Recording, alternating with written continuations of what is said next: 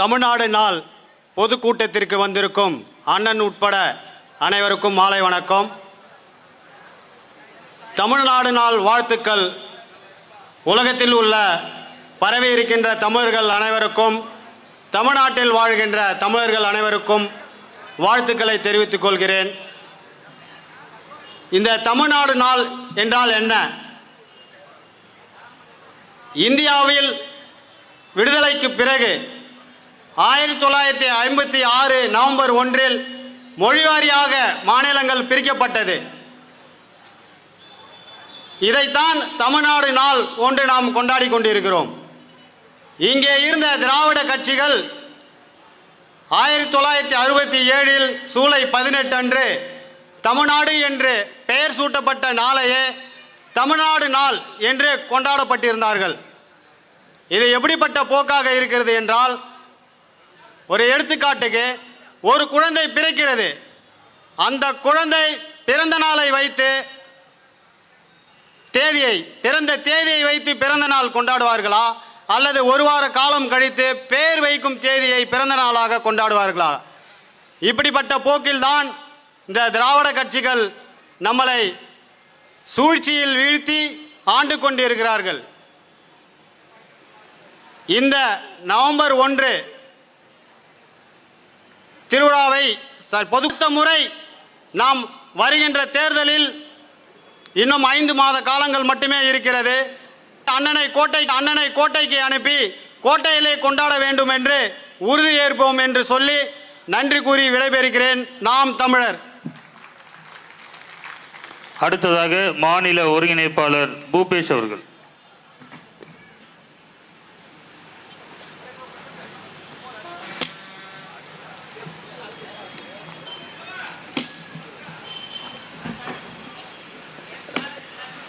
அண்ணன் உள்ளிட்ட என் தாய் தமிழ் சொந்தங்கள் மற்றும் உலகத் தமிழர் அனைவருக்கும் தமிழ்நாடு நாள் வாழ்த்துக்களை தெரிவித்துக் கொண்டு, சங்க காலத்தில் இருந்து சேர சோழ பாண்டிய பிரிவினையின் போது தமிழ்நாடு பிறந்தது.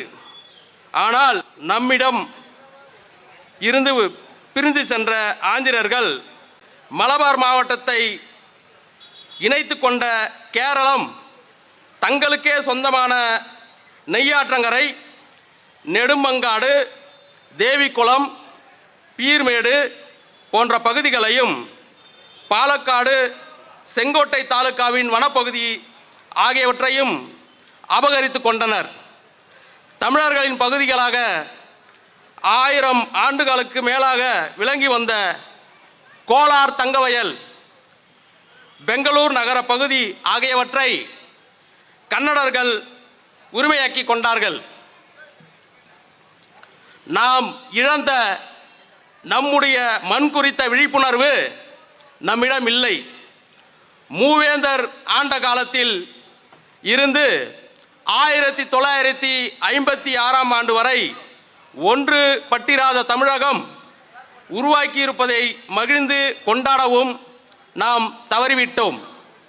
தமிழ்நாடு பிரிந்து ஏறக்குறைய 60 ஆண்டுகள் நிறைவு அடைந்துள்ள இந்த நாளில் இந்த விழாவை சீரும் சிறப்புமாக கொண்டாட வேண்டியது நமது ஒவ்வொரு தமிழனின் நீங்க இருக்கிறது. ஆகவே இழந்த மண்ணை மீட்கவும் இருக்கும் மண்ணை காக்கவும் நாம் உறுதியேற்போம்.